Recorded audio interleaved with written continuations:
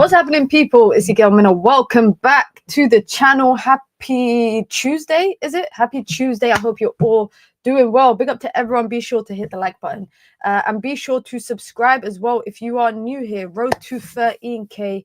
We're on 12.1, so the road continues. Big up to everyone, man. Let me know how you lot are doing in the chat below. How's your day been? What you lot been up to? I ate way too much cake yesterday, guys. Way too much cake, and I haven't been eating sugar for the last month or so. So I feel like I just ate all the sugar that I've missed in the last month or so. But it is what it is. As always, Man United always give us something to talk about. And I say that in a form of luxury because otherwise I wouldn't have nothing to talk about on stream. But I just don't like the negativity in terms of the discourse surrounding Ruben Amorim right now. I really don't like it. Given and also I am quite understanding of the situation that United are in right now in terms of, you know, in the league table, the performances, etc., etc. But I feel like the criticisms, especially in mainstream media, people like Gary Neville, people like Michael Dawson, I feel like the criticisms is so heavy, so heavy. On top of all of that, there's reports suggesting that, you know, the players are struggling with the system and they don't like it and they're struggling. But I'm looking at it and thinking some of these players have said the same thing about multiple managers. So do we get the players in for Ruben Amorim, or do we get the right manager in for the players? Which one is it? Which one is it that you guys feel like is the case? So we're going to talk about whether the criticisms and the discourse around Ruben Amorim, is it warranted? Do you guys feel like it's too harsh? Do you feel like it's too lenient? Do you feel like it's not harsh enough? We're going to talk about that. We're going to talk about players giving up on Ruben Amorim's system. We're going to talk about Manchester United's pre-season tours because I am so against it. I am so against it. So we're going to talk about that. We're going to talk about some transfer talk. But you always know, United lose, cash money, bam, transfer news comes out. Victor Osimhen, blah, blah, whatever. You guys know it's always inevitable to happen. So big up to everyone. Be sure to hit the like button. Be sure to subscribe. Big up to Elite Baller, man. I had a good birthday, man. Thank you for asking. United being 15 at any part of the season, let alone February, is wild. I do think it's wild. I absolutely share that sentiment, Dipesh. I do think it's wild. And I also think, because we're going to talk about some of the games, some of them were humiliating results. You know, Bournemouth, Wolves, guys, Wolves. No disrespect to Wolves, but they're in a relegation battle. Newcastle humiliated us. I cannot think, and I said this after the Leicester FA Cup game win. I said I can't think of one game that United dominated from minute 1 to minute 90 under Ruben Amorim in the Premier League since Everton 4-0, and that was on the 1st of December. Even if we're thinking about the Liverpool game at Anfield, or we're thinking about the game at the Etihad, United didn't dominate consistently. They had spells throughout the game. But if you're thinking about consistent domination in a game, given the fact that United have come up against relegation teams, Southampton, we needed an Ahmad hat-trick after going 1-0 down. So I totally agree that the conversations around everything is warranted. But I also, this conversation about the system is annoying me. I hate the term system, guys. You know, like, remember under Ten Hag, there was certain phrases, 3-2-5, that triggered me. Now, the term system is starting to get under my skin a little bit. But we're still going to talk about that because, again, everyone's talking about it. You know, Gary Neville talking about that the manager's not going to be successful. He's not going to succeed with this style of football that he's playing. And I actually want to talk about that because there's some things that I noticed in the game against Spurs, which kind of, it did kind of raise a little bit of a red flag for me. And it's not just the Spurs game. I saw it against Leicester. I've seen it against Brighton. You know, I've seen Man United playing with a flat back five, sometimes even a back six when they're defending. And for me, I'm like, how do you defend like that and yet still concede? So big up to everyone. Be sure to hit the like button if you've just come through. We got a lot to talk about, so we're going to talk about it. We are going to talk about it. So make sure you hit the like button and let's get into it. This is United's league results under Ruben Amorim. Here it is, guys, and that color scheme is a sight for sore eyes. Honestly, United have won 4 games under Ruben Amorim in the Premier League, and they went as much as 4 games in a row without a win in the Premier League, which is concerning. I feel like also, I don't know if you lot feel the same, yeah? I feel like we never experienced new manager bounce. I genuinely feel like United did not experience new manager bouts. Ipswich, every game, I think, bar Everton and bar Fulham, United have conceded, right? United have conceded every game. Even in the Carabao, it was the same situation. Every game they were conceding. I think United's lack of defensive structure. I don't know if that's if that's the right term for it. And maybe that kind of links to this back three, back five conversation. But just going off of results, because I say this all the time, football is a results-based business. So when you're, and Ruben Amorim actually, I think he shares the same sentiment. He shares the same opinion because he keeps suggesting in press conferences that he just needs to get to the summer. He needs to get results now to get to the summer, which will buy them time. It'll buy him some time, basically. And that's what I feel like the next couple of months is going to be.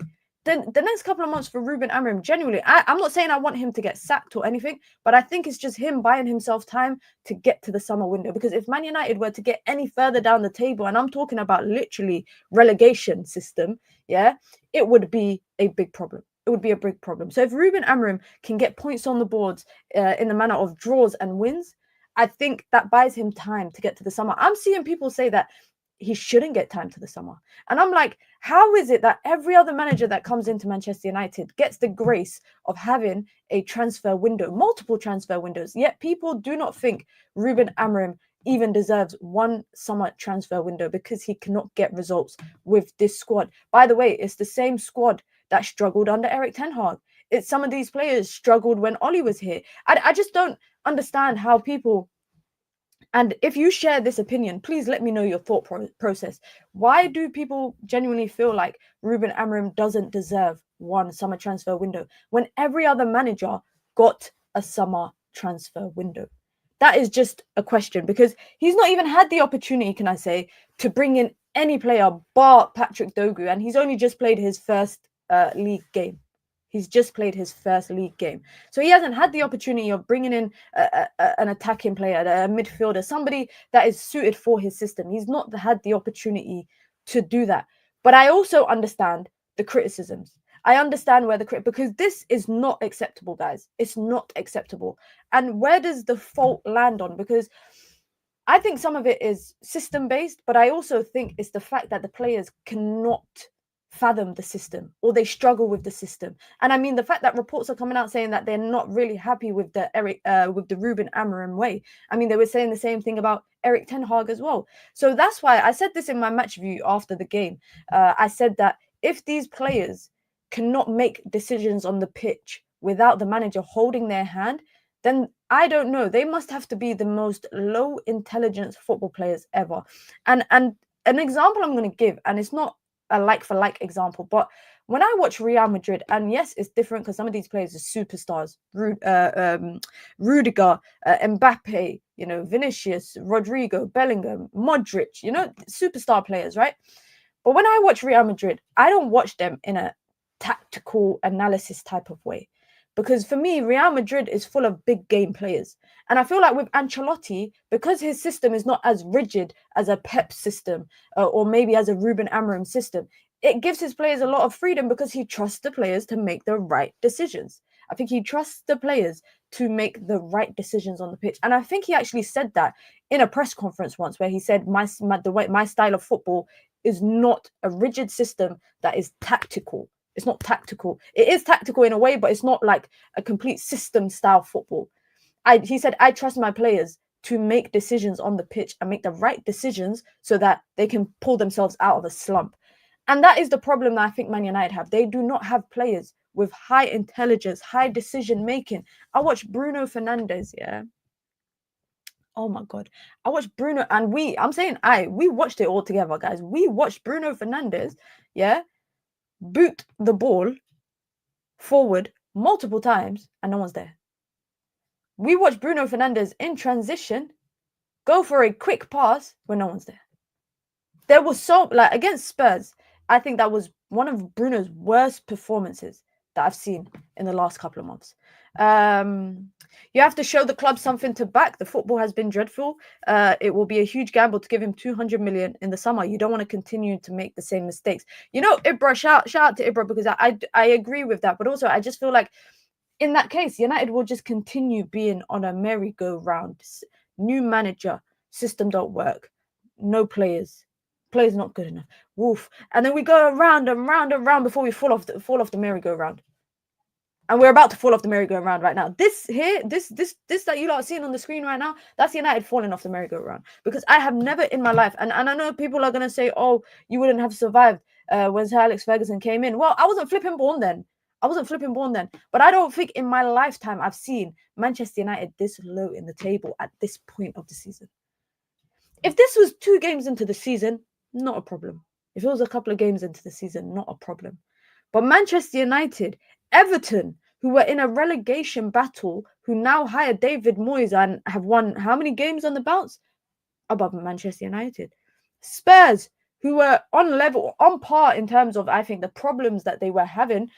A lot more. They experienced the injury crisis a lot more sooner than United did. And even when they had an injury crisis, guys, in the Carabao Cup, Man United still couldn't beat them. Man United still could not beat them. They are now above them. West Ham, who were in a relegation scrap, everybody was saying, is the West Ham manager going to be the first manager to get sacked back in October? 2 points off United. I genuinely feel like what is saving Manchester United right now, in particular in the table, is the fact that the teams below Manchester United are just so bad. The teams below Manchester United are so bad. So that's why when people say relegation battle, United getting relegated, I don't think that, because the teams below us are bad. But that should not be a kind of escape route to hold this team and hold the players accountable for the season that Manchester United are having. Let me see what you guys are saying in the chat. Minna, the Everton example needs to stop. The team literally suits Moyes' ways, plus Moyes knows Merseyside. But my point about Everton, it's not about whether Moyes knows Merseyside. I know Merseyside. I know how to get from Everton to the docks. I know Merseyside. But my point is that those were players that were at a low. I was at Everton's training ground last week, guys, for a shoot. I was talking to someone that works at Everton. They don't work in the team. They work in other parts of the team. And I was talking about what's different in, Sean Dyche leaving and Moyes kind of arriving. And a lot of the conversations that we were having was about David Moyes' people skills. That's it. Like, apparently his people skills, in particular with the players, is that he's got a very good, and I feel like old school managers are like that. They have good relationships with players, on a personal level. Because at the end of the day, footballers are people, innit? If you want them to kind of, go out and fight for you on the pitch, yeah, you got to have some personal relationship with them.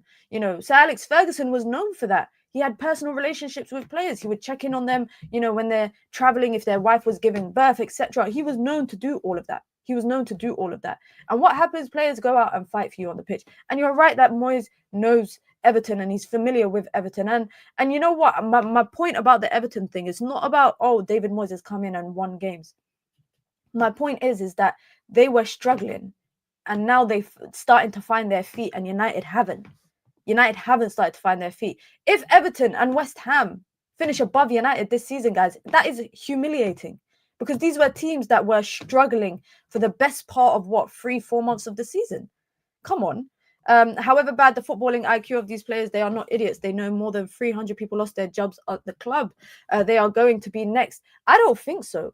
I don't think that they feel like they're going to be next. You got Casemiro doing interviews in the media talking about, this is, let me bring up the quotes. Let me bring up the quotes of what Casemiro said, because it made me laugh, yeah?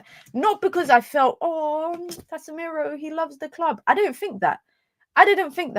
What made me laugh is the fact that he said that I have a contract and I'm going to honor it. Of course you're going to honor it, bro. You're earning 300k a week. You ain't getting that anywhere else. But he said, individually, my best season as a footballer was my first season with Manchester United. I'm not saying collectively in terms of titles. Madrid UCL is the ultimate one. But as a player, I think Old Trafford saw the best version of Casemiro in my first year, which I don't think is a lie. He then went on to say, I have a contract and I want to stay here and I want to honor my contract until the end of, until the end of my deal. He's got a year and a half left. But for me, that don't help saying that in the public, because you probably want to come out and be like, I want to honor my contract, knowing that the club want to get rid of you. You know that. So now it's like, oh, I think it's pulling on the heartstrings of fans, because now fans are going to be like, oh, but what if he wants to stay, he loves the club, he wants to fight for the badge.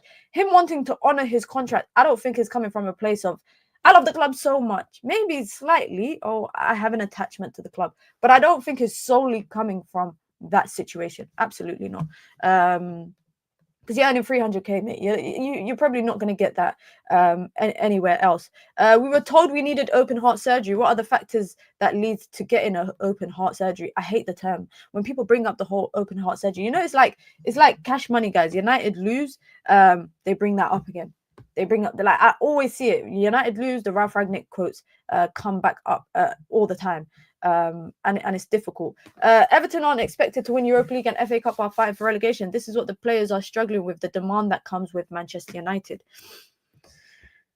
Okay, let's kind of take this apart from Vishwa. Shout out to Vishwa. Let's start with the first part about Everton not being expected to win Europa League. Everton, despite the fact that the pressure 100% is not as much as Manchester United, Everton could not afford to get relegated. They could not afford. There is no way that Everton could afford to get relegated after spending hundreds of millions on a new stadium, and the first game that they play in that stadium would be in the Championship. Not possible. So it might not be the same equally in terms of the expectations, but the financial expectations for Everton, I think, is as much as Manchester United, because financially Everton have been struggling, guys. Everton have been struggling financially. So had they got relegated, or if they got relegated this season after spending that much, they had to have a whole buyout for the club. You know, new owners coming in because they were struggling financially. So yes, you're right in the instance that the pressure is not as big, but equally they have their own levels of pressure. So we can't look away from that. That's my first point. The second point for me, if you can't deal with the pressure of having to win a trophy at Manchester United, you should not be there. You should not be at United. I can't believe all we ever talk about is players struggling with the pressure of playing for a big... It should be an honour to play for Manchester United, but it's not anymore. It's gone from being an honour to being a burden. It's become a burden. Then you see players leaving, Anthony, McTominay, whoever, leaving Manchester United, freed from the shackles of the pressure that comes at Manchester United over the last decade, because it's been a toxic decade. And you see them playing free-flowing football, enjoying themselves with a smile on their face. We need to ask ourselves, why is that the situation now that football has gone, or football at Manchester United has gone from being an honour to being a burden? Why is that? And with that, as a result of football being a burden for some of these players at Manchester United, the expectations are getting lowered. So we've gone from historically under Sir Alex Ferguson, and one thing I don't like, and I'm guilty of doing it sometimes, is comparing this era to Sir Alex Ferguson, because that was a one-off. I don't think we'll ever experience a dominant manager, you know, running Manchester United and winning everything there is to win many, many times. I don't think we're ever going to experience that again. But how do you go from seeing that and experiencing that? Because let's be honest, a lot of these players that are probably playing for Man United, especially like the older players, they probably watched Man United in their best of the best. They probably did. 2008 Champions League, Premier League double. They probably watched that, yeah? How do you go from watching that? And also, my question is about more so the environment at Manchester United. Going from that to an environment at Manchester United where everybody mentally cannot cope with wearing a Manchester United shirt. Is it the fans that are putting too much pressure? Is it the fans that are expecting United to be what they once was under Sir Alex Ferguson? Is it the club that are putting this pressure? Is it the media? Where is this pressure coming from that the players are struggling with so much? I don't understand. Because right now, let's be honest, if we're watching Man United right now, it don't look like the players are enjoying themselves. The last time I think the players looked like they were on the pitch enjoying themselves was Oli. If I'm being honest, that's kind of the last time I remember it. United need an old school manager who can get results with what they have until we improve financially again. Ancelotti, Tuchel, Conte, but the fan base wants a modern gaffer. Can't get them specialists. That's one thing I think. I look at United right now. Oh, did my camera just turn off? Oh, no, it's back on. One thing I look at United right now is when they brought in Amorim, they knew how rigid his system was. in terms of how specific it is in terms of the players that he needs. They told him it's now or never. And by the way, Dan Ashworth reportedly was the only person that did not want to sack Erik ten Hag. Not because he liked Erik ten Hag, but because he was realistically thinking, do we bring in a new manager with the current crop of players that we have? That's basically tanking the season even more. He reportedly wanted to wait until the end of the season, and obviously it would have probably been a bit cheaper. They paid 14 million. Maybe it would have been slightly less to get rid of Ten Hag then, but it would have been the season would have been a write-off. Either way, the season is still a write-off.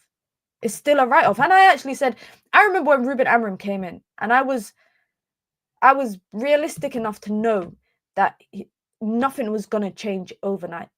Nothing. But I think I'm more shocked with the idea of the Amorim out noise kind of picking up a lot of pace.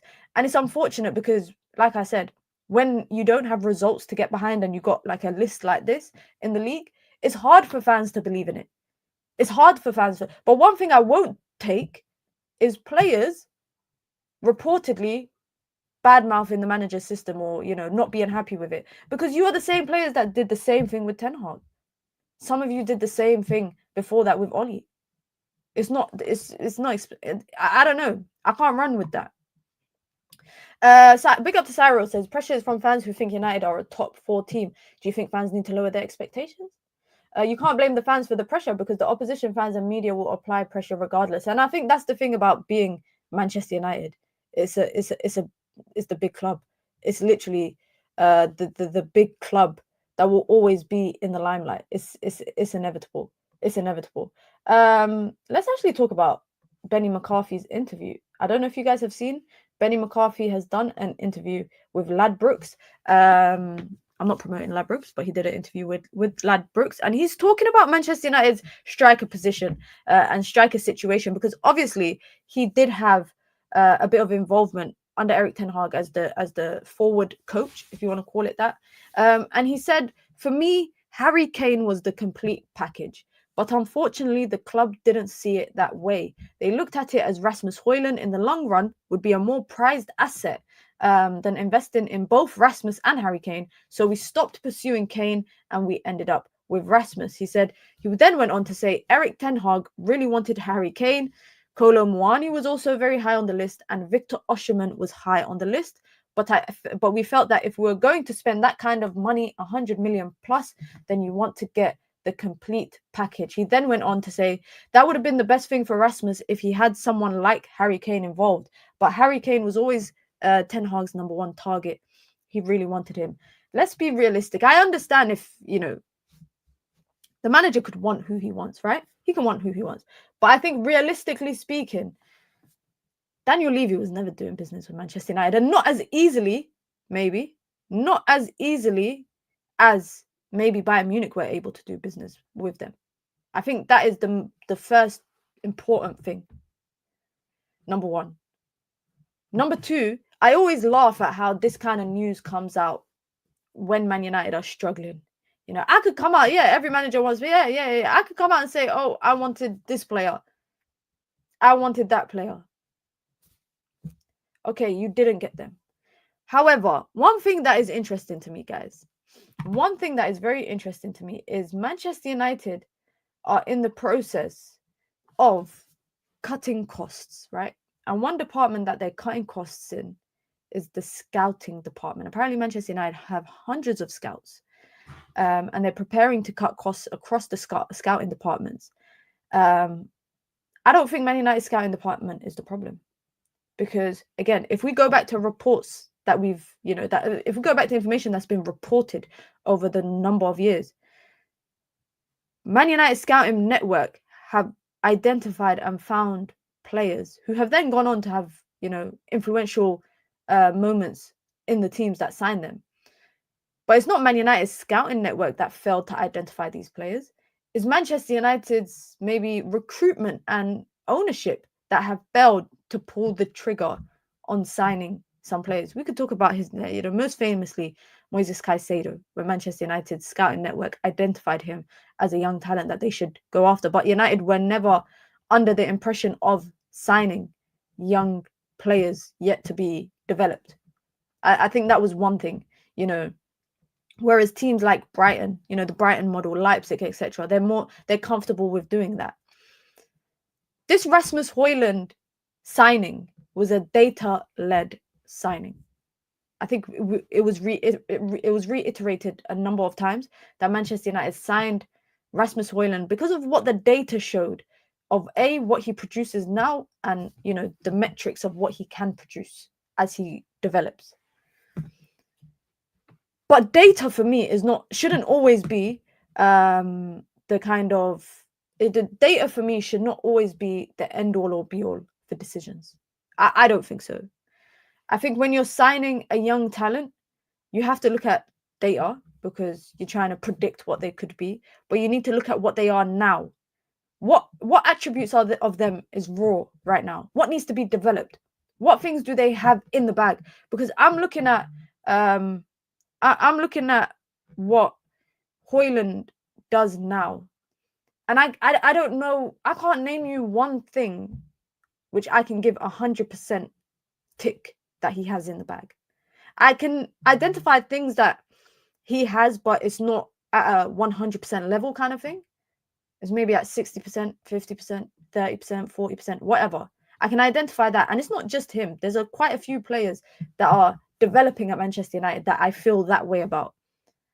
And that's why I genuinely feel like if United want to go down this data metric road, and it does seem like they are going down that road from reports, it does suggest that they're moving down. I mean, a couple of years ago, guys, Man United didn't have a data department.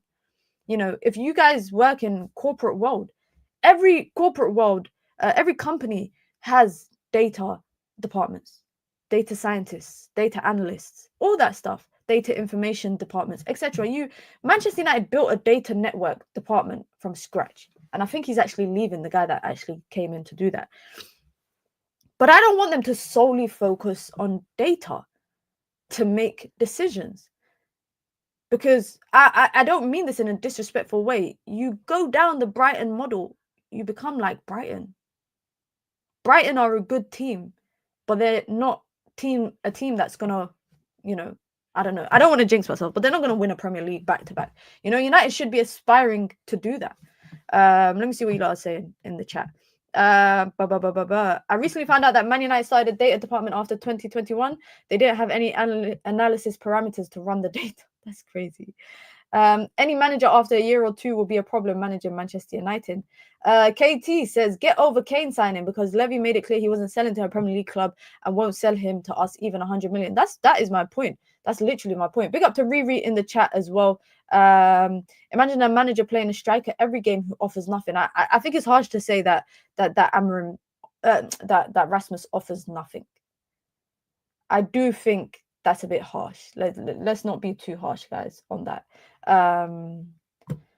Let me see what else you guys are saying in the chat. We've got over 100 people here and just about 50 likes, guys. Come on, let's hit the like button. You lot know the rules, man. You come in, you wipe your feet, you say hi to everyone in the chat. Get involved in the conversation. But obviously, before you do all of that, you hit the like button. If you want to join the membership club, you can. It's the pinned comment in the chat. You get your badges, you get your emojis, you get your custom member content. Of course, you get to support the growth of the channel, the ever-growing channel here that we are building, this wonderful community. If you want to support the channel in alternative ways, you can by sending in super chats with your comments, with your questions, with your thoughts, or just to show some love. You can do that, and it goes a long way because it helps with the growth of the channel. Let me see what else you guys are saying in the chat. Salam wa alaikum salam. I hope you're doing well. Mo Salah was also data-driven signing at Liverpool, and Klopp didn't fancy him much. You know what's interesting, by the way? You know what's interesting with Liverpool in particular is that a lot of their signings were data-driven. Clearly, their data model is working. Working because a lot of players reportedly that Klopp wanted, they vetoed because the data team didn't agree with it.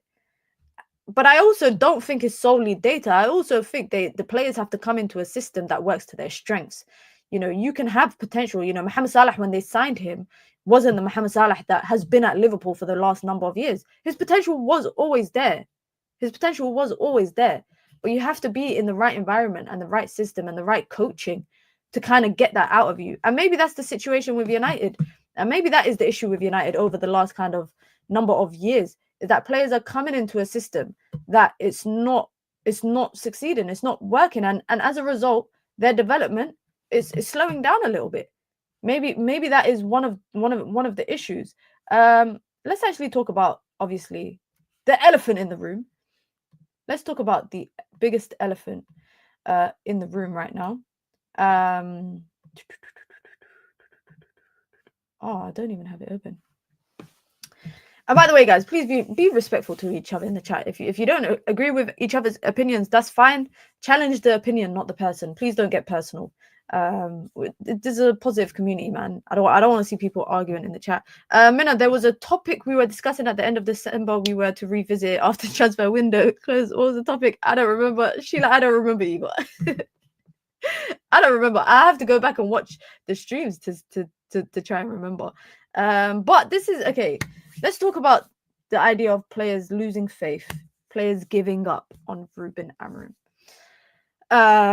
So Chris Wheeler from the Daily Mail, reporting this morning that some Manchester United players are beginning to lose faith in Ruben Amorim's system as results and performances continue to suffer. He may still have their support, but confidence in his methods is slowly winding down. The disaffected group believe that even when United win, it is largely down to individual moments of quality and good fortune rather than a tactical triumph. Boy, there's a lot to unpack in this. There is a lot to unpack, because I'm not going to lie. We've been saying, I don't know. Okay, let me not say we.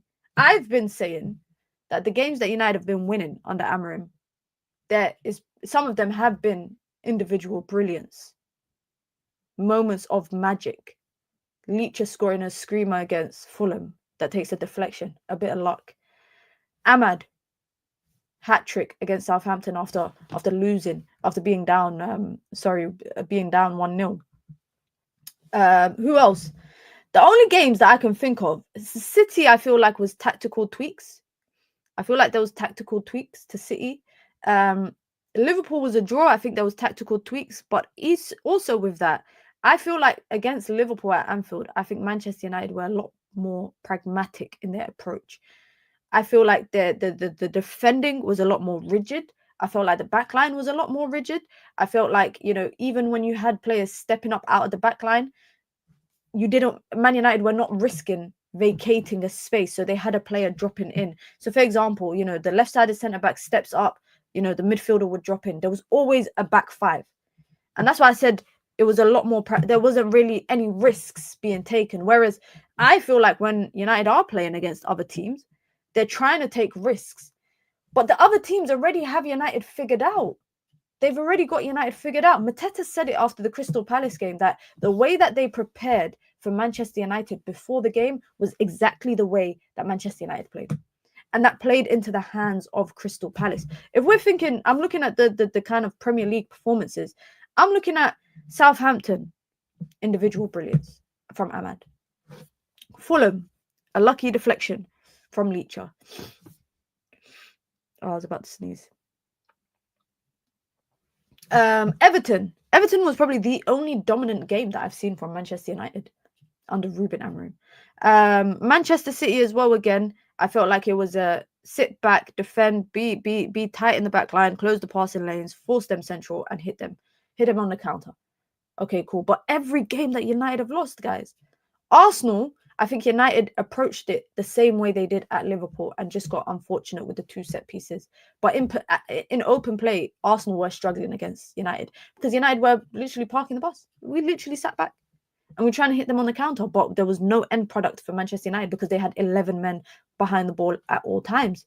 Nottingham Forest just matched. They didn't even match United. They outplayed United for intensity, for high level pressing in every way. At no point, even though United were crawling back into the game, I didn't feel like United were going to equalize or draw.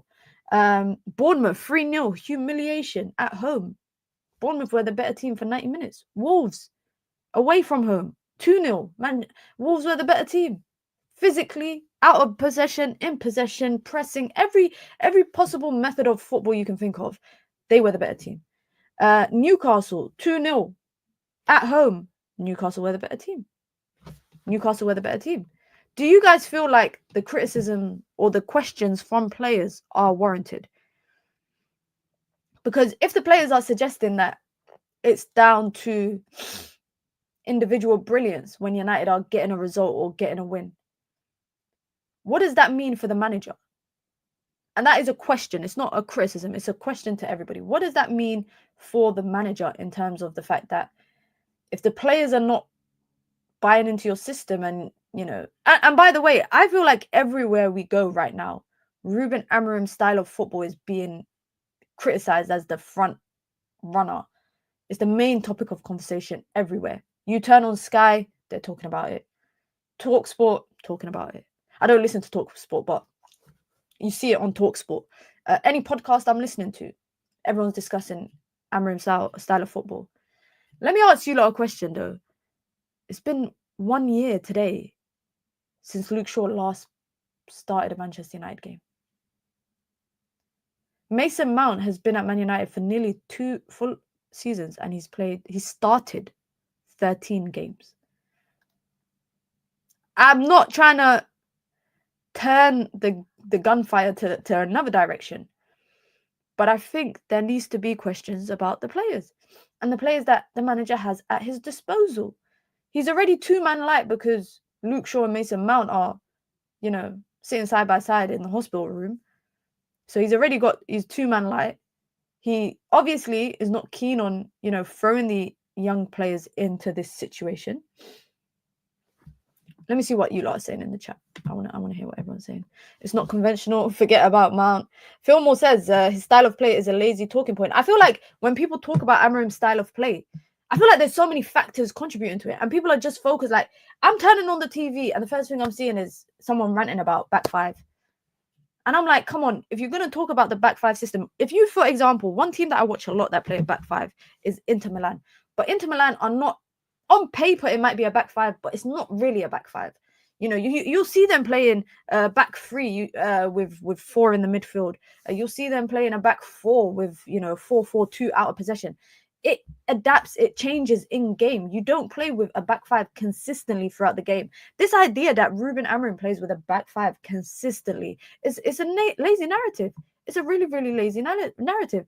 It's difficult to teach front foot football in top league against top opponents. You need top players and a coach both. Players missing sitters, especially goalkeeper, literally given a free goal, usually the first goal, and these players momentum driven. Even the last match, after 20 minutes, they looked fatigued. I mean, the fact that players got injured, like Maino, Ahmad, etc. I don't know if you lot remember, but after the Leicester FA Cup game, it was reported that straight after the game, they were setting up for a training session in Old Trafford because the manager was not happy, and they had some players had a full training session after playing 90 minutes.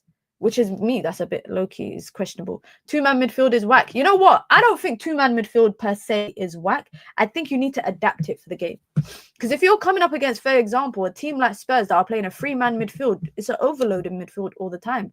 If you're then getting maybe on paper, if you're playing a two-man midfield, but you're getting one of the 10s to drop in a bit deeper so that at least it's a 3-on-3, that's better. And I pointed it out after the Spurs game because the amount of coverage that Casemiro had to do, it reminded me, guys, I had PTSD. It reminded me of Erik ten Hag's system because Bruno was pressing so high up the pitch, vacating so much space, which for me, I don't know why he was doing that. It was leaving so much space for Bentancur, Maddison, etc. to get the ball in their own third and progress it forward comfortably, unmarked, nobody applying pressure to them. And that's why I say, even if you're going to play a midfield two, adapt it for the opponent. Because if you're coming up against, for example, City play a midfield two, but it's not always a midfield two. Sometimes it's a midfield three because they'll have a defender stepping into that midfield, whether it's Rico Lewis, whether it's a Kanji, whether it's John Stones. They'll have someone stepping in, which allows, for example, it allowed in their most recent game against Newcastle, Nico Gonzalez was basically the base of the midfield, and one of the defenders was stepping in, which allowed Gundogan to go slightly more advanced, but he was still within that midfield realm. So it's a midfield free. And that was also to counter the midfield free that Newcastle had. Tweak it a little bit. That is my point. We don't take risks. Harry Maguire does not pass the ball through the lines ever. No midfielder on our team, including cams or tens, etc., can receive the ball with back to goal comfortably. That is a strong point. That is a very, very strong point. Parking the bus and counter attack is the most easiest way to coach. Most of the non-top 6 team does that against top teams. But we should be a top team. I don't want to watch park the bus counter-attack football. Because even with the narrative of Oli wasn't a park the bus counter-attack football. It was counter-attacking football, but we didn't park the bus every game. We did not do that. Casemiro and Eriksen is our best midfield, but manager wasn't playing them for weeks. That's why I'm Amorim out. You have to be taking the piss. You have to be trolling right now. You have to be trolling. The big mistakes that Ineos did is that they're not buying more players in winter transfer market. Now Ahmad is on injury and we don't have a great option to fill in his position. Dead end. I've accepted that the season's over, by the way. I've accepted it. But also, can I just say that I accepted that the season was over back in like December. I think it was like middle of December. I was accepting that it was done. Let me see what else you are saying. We have a very one-dimensional players. There is no creativity with these players. Even with Rude as Amorim, it was still individual play, but it looked good because there was less instruction, just vibes.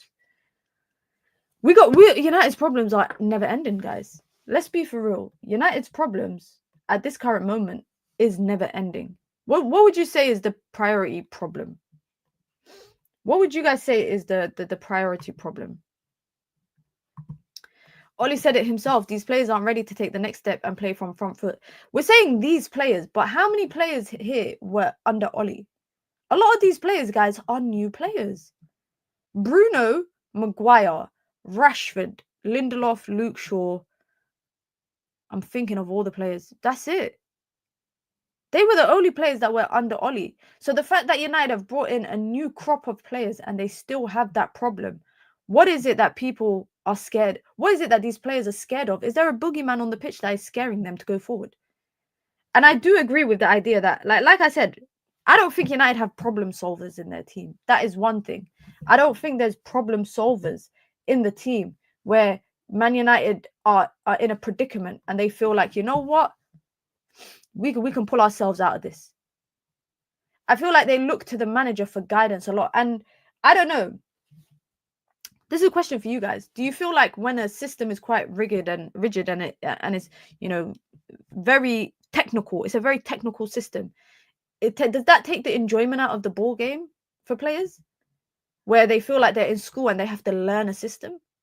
And when they're learning the system, they have to apply it non-stop, consistently. And they can't tweak it how they feel like they want to tweak it because the system is the system. Is that what is maybe the issue right now? How come another club can easily loan players like Kavicha, Kolomwani, Jao, Felix, etc.? We can't do it. Even we can't cash in Marcus Rashford in selling instead of on loan. How weird is that? United are broke. I don't know. Do people not know United's financial situation? Did these players get Ten Hag sacked or what? What system did he use? Back four? Or that is one thing that I would say. Yeah, the whole backline conversation is always it's a lazy one because I'm like, come on, how did it go with a back four? How did it go with a back four? Let's talk about transfers because everyone's talking about the priorities in terms of what we got for transfers. There's a bit of transfer news. So we're going to talk about that quickly. And like I always say, cash money, man. United lose. There's transfer news about Victor Osimhen. Reportedly, Manchester United have sent scouts to watch Victor Osimhen at Galatasaray. United have sounded him out as the man to get them firing again. There was also reported that he wanted to honor his contract on loan at Galatasaray and he didn't want to leave them, in January, but he is open to leaving in the summer and he has a gentleman's agreement as well with Napoli, so it's definitely expected for him to leave. And it's just a matter of who United will go for. Will it be Victor Osimhen? Would it be Victor Gyökeres? Would it be Sesko? Another name that's popped up, and I hope you guys don't cry about it. Yusuf En-Nesyri is another name that has popped up. Reported, and this comes from reports in Turkey as he's currently playing at Fenerbahce. Manchester United and Arsenal are both tracking Yusuf En-Nesyri as a potential target up front. I said this on deadline day as a joke. I tweeted it saying, imagine United just end up signing Yusuf En-Nesyri on loan. I mean, I didn't think that we'd actually end up being linked to him. But I think it's also just a name that's flying around. I mean, you know, I think about Europa League under Ten Hag and he knocked us out. He knocked us out, if you don't remember. But it was the Harry Maguire own goal as well. Another transfer, just quickly on the transfer stuff, and then we're going to talk about what we feel like United's priority should be. Giovanni Quenda is keen on a move to Manchester United. United believe he is worth 33 million, while Sporting want 50 million pounds, by the way. So United value him at 33 million pounds. Sporting want 50 million. Man United are keen to pre-agree his arrival ahead of the summer. Daniel says, just put Liam Delap in the bag. You know what, guys? I don't know how people, United fans, turn their noses up at Manchester United looking at Liam Delap. Liam Delap is a proper striker. Like, I don't know. I don't know what you lot think. Let me know your thoughts down below. But I think Liam Delap is a proper striker. I like watching him at Ipswich, and he's better than anything Manchester United. Let's be clear right now. Liam Delap is a better striker than whatever Manchester United have up front right now. He is a much better striker. But let's talk about, you know, the striker options, because let's be real. Can we afford that? Where's the money coming from? You know what, guys? I think in April, we will probably see reports in April that say Manchester United's transfer budget is 40 million pounds. Remember, like last summer, that was the reports. United's transfer budget was 50 million for the year. I do think United will have money to spend, not on big transfer fees. I'm talking 100 million. I don't see it happening. But I think United will have money to spend 40 million here, 50 million here. But I think 50 million will be the cutoff. Unless United are paying someone's release clause like Matheus Cunha, I don't see Man United paying anything more than 50 million for multiple players in a window. I think we'll have 150 million signing, and everybody else will be in and around like the 30 million, because we're broke. United are broke. On the topic of being broke, and just on this, like whilst we're talking about finances, Manchester United are in advanced talks to participate in the Premier League Summer Series event in the USA at the end of July, alongside Bournemouth, West Ham, and Everton. The games are expected to take place in Atlanta, New Jersey, and Chicago. So is that all the East Coast? Yes, that is all on the East Coast, but it's still quite far away from each other. Manchester United's anticipated involvement in the summer series is in addition to their already pre-planned post-season trip. So not a pre-season tour, post-season. Manchester United are planning to go to Malaysia and Hong Kong straight off the back of the season. So like the season finishes on a Sunday, Monday they're on a flight to Malaysia. When I went to Malaysia, I missed my flight because of Qatar Airways. So I hope they don't take Qatar Airways. But they're expected to earn around 7.9 million in revenue. What is this, guys? Like, I don't know if you lot share the same thoughts as me. Yeah? This is way too much football. This is way too much football. And then when players get injured, yeah, we're going to complain about players not being fit enough. We're going to complain about, oh, how can you go from playing, near enough 65, 70 games in the season, even more than that if you're considering the international breaks, and we've got an international break coming up in March. So you're thinking about that, yeah? All the football you're playing. If you're playing at, you know, your international games and you're playing a lot of games for your club, you're easily playing 80 games in the season, right? Then you're going to go and play a post-season tour in Malaysia. You're going to have a couple of weeks off.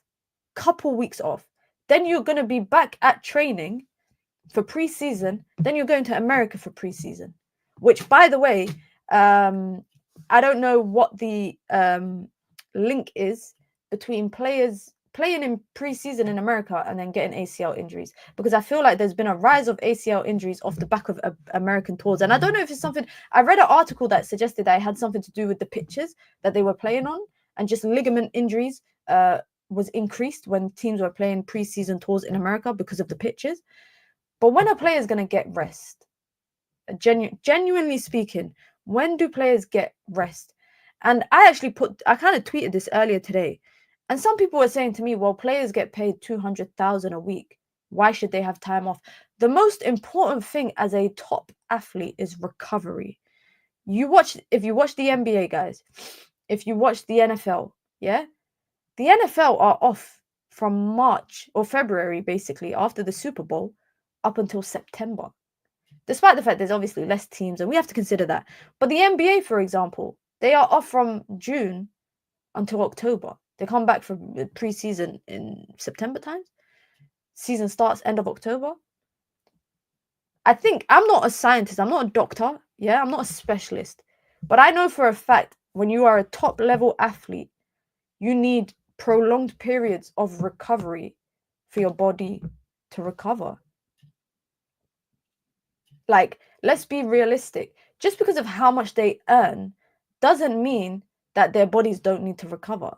Like, and if the club are looking at this and they're kind of deciding, okay, 7.9 million revenue, or risking multiple injuries on players due to the lack of recovery, or we don't get the revenue and we blame not being able to spend well in the transfer window on that. I don't agree with it. I really don't agree with it. And I didn't agree with it, by the way, when Spurs did it in the summer. I found it a bit unusual. But also, I think the fact that they will go abroad, Far East Asia, they'll do a postseason tour. It's not good for the fans, because the fans are probably going to end up, never having the opportunity of seeing Manchester United players, in Malaysia or Hong Kong or wherever. It's been a long time since United did a Far East Asia tour, right? Man United might turn around and be like, you know what, half of our senior players aren't going. We're sending all the academy players. So I'm looking at it from all kind of sides. The players need to rest, but the club wants to make money. They're going to charge the fans a lot of money, and they're not going to bring the entire main squad. So now, no disrespect to the academy players, but now the fans are spending money, £80 or however much it is in their local currency, to watch academy kids, because the main stars of Manchester United never came. For me, that is injustice for everybody involved. It's not fair on the players. It's not fair on the fans. And I don't think anyone can make me see this as a positive way. Ineos increasing the season ticket prices next season. What?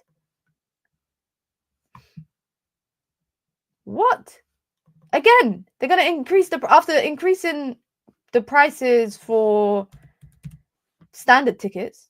I've been on the season ticket waiting list, guys, for 9 years now, I think.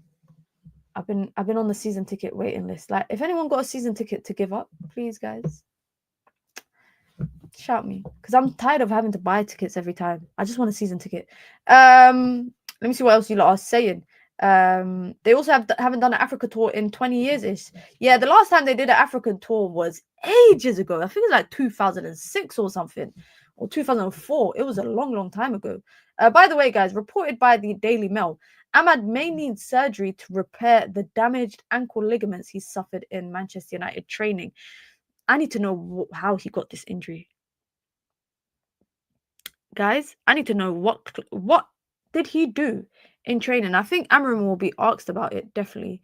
But I saw a report the other day that was suggesting that he went in for a tackle and he got injured. Okay, but he went in for a tackle and he got injured. How? Did he injure himself? Did someone step on him? Did someone step on him? Because how you get an ankle ligament injury that requires surgery.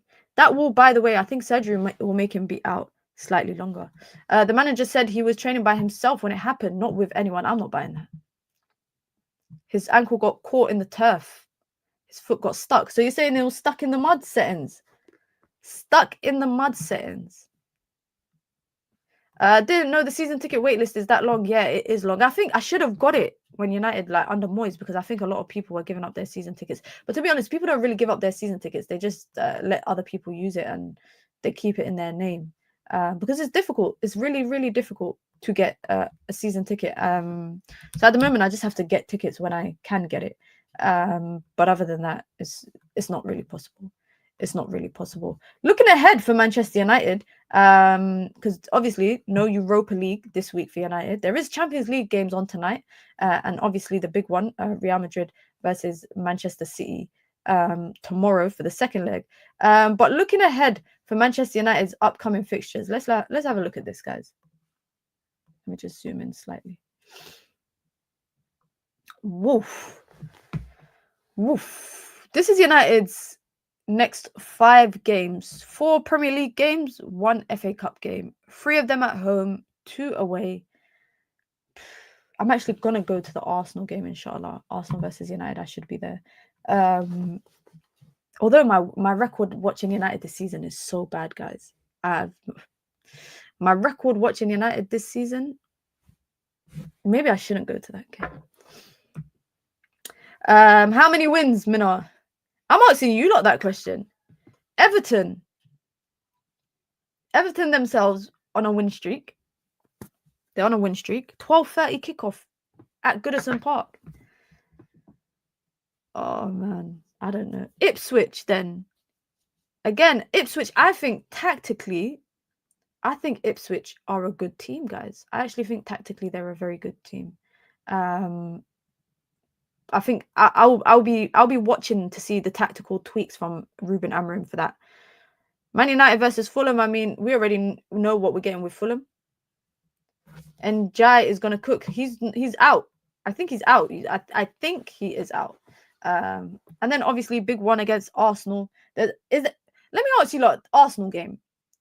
The reason why I don't do previews or like all of that stuff, maybe I'll get Sharky to do another preview for that. I might do another preview video with Sharky from Beta Squad for that again. But the reason why I wasn't going to do it is because I don't think there's much on the line for United. I think there's more on the line for Arsenal. So if I was to do a video with him, it would just be us talking about Arsenal. But I do think there's a lot on the line for Manchester United in all these games. It's the little bit of dignity that United got left. Amorim, and I said this at the beginning of the stream, Ruben Amorim has to put points on the board. So whether it's against Ipswich, Leicester, whoever it's against, because he himself, I think he knows, and he's, like I said, he shared the same opinion in a press conference before. He just needs to get results to get him time to the summer. That's it. He just needs to get himself some time to the summer. I would be so shocked if Ineos didn't even give him 1 transfer window. Like, honestly, guys, I'm being so serious. A part of me is scared it actually might happen where they will not give him a transfer window and they'll sack him. Because we know that they've been trigger happy with sacking people as well in, at Nice. And I have a feeling if United crash out against Fulham in the FA Cup, and then they get, AZ Alkmaar in Europa League and we lose to them. By the end of March, Man United might have nothing left in the season. I mean, not that they have much left, because I keep saying cups kind of paint over the cracks of what the real problem is. And I fear for Ruben Amorim if United crash out of both cups. I really do fear for Ruben Amorim because I think people will be calling for his head. Given the fact that, people think that in the Europa League, people think Manchester United have the best squad. People think that they have the best squad. But there are still some good teams in there. Lazio, Frankfurt, Lyon. There are some Porto. There are some decent teams there. Fenerbahce, Galatasaray. These are teams that could take it to United on any day of the week. But this idea, because Manchester United is Manchester United, they are the best team in the competition. It's not always the case. You can be on paper the best team, but it's not. Football is not played on a flipping piece of paper. It's played on a pitch. And on that pitch, anything can happen in 90 minutes. And so I genuinely fear for Ruben Amorim if they crash out of both cups. Because I think what is saving him right now, you know, because if we, again, look at this thing that keeps hurting my eyes every time I look at it. If we go off the league, it's a scary time for Ruben Amorim. And I think I'm actually, guys, I think I'm being hypocritical a little bit by saying that trophies and, you know, cup competitions paint over the cracks. Because that is true. But also, I need him to get far in that so that he gets time to the summer window. Because I think that's the only thing that's given him time till then. I promise you guys, if United turn around and lose to Fulham, wallahi, people are going to be saying he should get sacked. People are going to be saying he should be getting sacked. I think Ineos would only sack him if he doesn't get relegated. Oh, I think only basically if he gets relegated and kicked out of the cups would he get sacked. If they sack Amorim, the only manager who will want to come here is Oli or Southgate. Oli got a job, bro. No disrespect, but he's at Besiktas. Besiktas, Turkey, nice food, decent weather. You can get your hairline done. You can get veneers. You can get a BBL if you want. Or come to Manchester. I think he might rather stay in Turkey. I think he might rather stay in Turkey. You man ran Ten Hag out for less than this. Was it less than this? I don't know. By the way, guys, when people say you ran Ten Hag out for less than this, Ten Hag had 2 seasons and a half, if you want to, you know, a couple of months, 2 and a couple of months of seasons. Are we equating 2 and a couple of months of seasons to 2.5 months? Is that what we're doing? Is that what we're doing? Bear in mind, most of this squad is who brought them in. Oh, let's have a look. Let's have a look. Let's have a look at United squad right now, and let's see who brought them in. Amad Diallo, shout out to Oli. Garnacho, Ten Hag promoted him. Lenny Yoro, I'm going to say that was Ineos. Ugarte, Ineos. Xerxes, Ineos. Kobe Mainoo, promoted by Eric Ten Hag. Bruno Fernandes, pre-Ten Hag. Rasmus Højlund, Ten Hag. Onana, Ten Hag. Casemiro, Ten Hag. Bayinda, Ten Hag. Leacher, Ten Hag. Mason Mount, Ten Hag. Tyrone Malacia, Ten Hag. Nazir Mazraoui, I'm going to say Ineos. Harry Maguire, already there. Luke Shaw, already there. Matthijs de Ligt, Ten Hag. Diogo Dalot, already there. Christian Eriksen, Ten Hag. Johnny Evans, Ten Hag. Come on, let's not do this revisionism. Let's not do this revisionism. The only difference, I think, right now, the main thing in terms of difference is that I think Eric Ten Hag, when he came into Manchester United, 100%, it wasn't as bad as this. But with form, I think Man United started to pick up points. And that I think that World Cup break did wonders for Manchester United. Because Man United came out after that World Cup break, bro. I didn't recognize them. It was a new team. Marcus Rashford was flying. I didn't recognize them. Would you take Europa League and FA Cup win double but get relegated? F no. Absolutely not. And if any of you guys would take that, please let me know so I can put you on a timeout for 1 minute in the chat. There is no way people should want to get relegated, guys. There is no way for the team the history that Manchester United is, you should not want them to get relegated. Just to win silverware. No.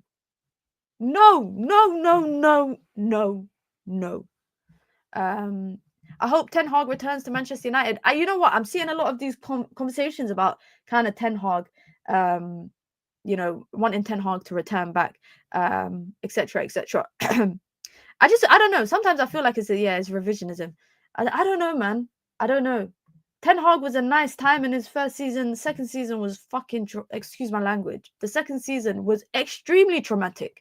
Extremely traumatic. And for me, this season, I've just tapped out of it.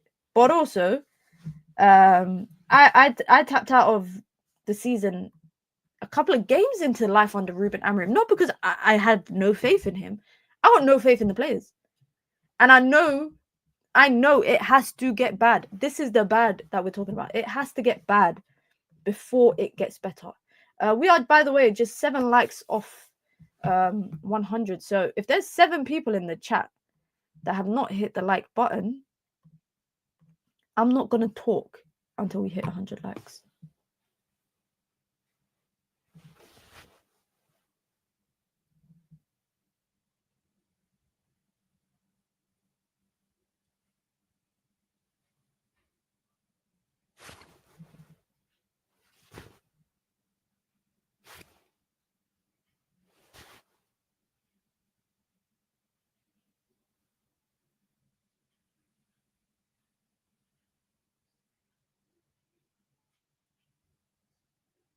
Oh, okay. All right. Thank you. We hit 100. So you not saying I have to emotionally blackmail you guys to like the video. Yeah, I have to emotionally Come on, guys. Come on, guys. Don't make me do this. Don't make me do this, guys. Thank you, guys. We got 100 likes, even exceeded it. Big up to everyone. I think this is just karma to teach Ineos and fans a lesson for insulting and disrespecting him. Are you talking about Eric Ten Hag? Is that what you're talking about? Ruben Amorim came in the wrong time. We should have kept Ruud van Nistelrooy be our head coach until this season end, then Ruben Amorim come in. Do you guys think that Ineos effed up with that decision making? Do you guys think that Ineos messed up with the decision making? Because I do think that I share that sentiment a little bit as well. I think coming in, you got a death wish coming into this. Ruben Amorim had a death wish coming into this team at November point. Toxic environment, a wounded club, changes in the ownership in terms of the decision, who makes the decisions. And I think, oh my God, Omar Barada did what I just did to you guys. I told you I'm not going to talk until I hit 100 likes. Omar Barada told him it's now or never. Again, it's either you take it now or you never ever get this job. And you know what, guys? For a team like Man United, even how crap they are, I think managers will always want to be able to be a manager at Manchester United. And for a manager who's building his coaching career, like Ruben Amorim, Sporting is a big club in Portugal, and it's a big club in Europe because they've created some of the best players. But for him to go from Sporting to Man United, he probably felt like this is it. Like this is my moment on the main stage, on the international stage. Maybe he didn't anticipate how much attention he would get.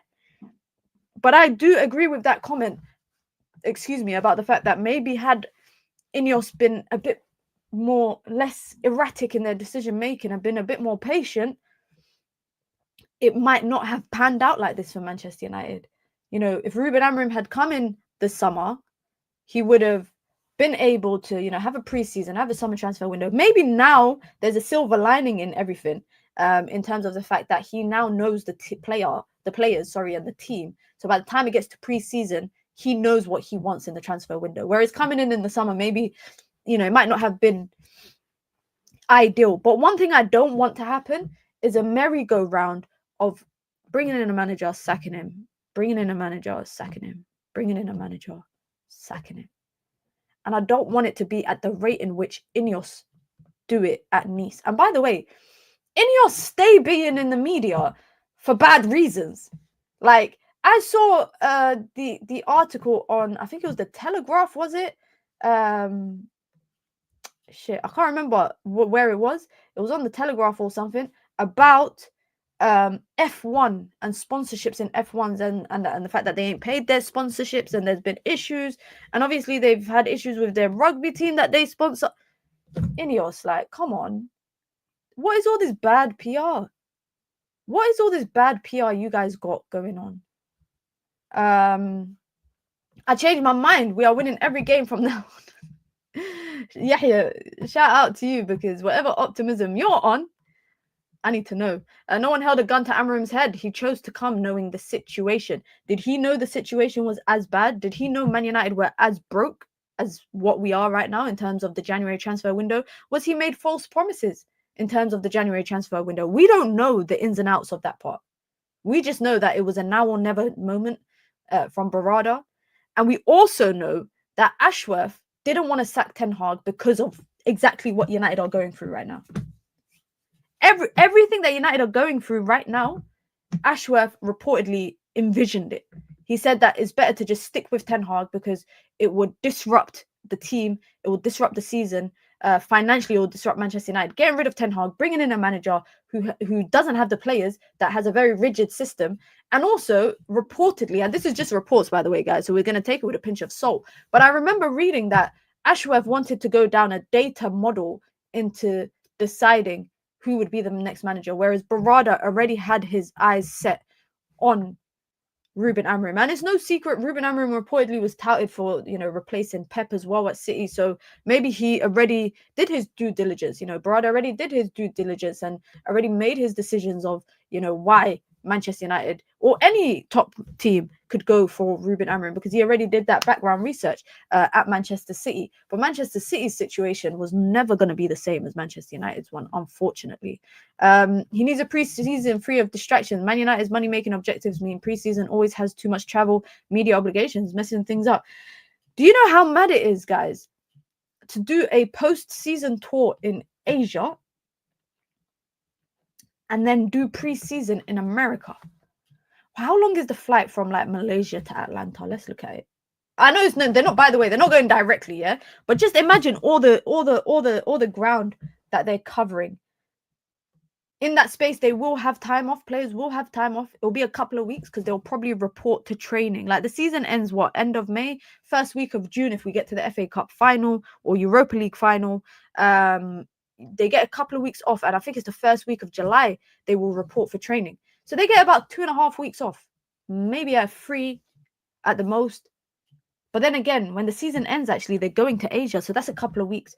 How many weeks do these players get off? Damn.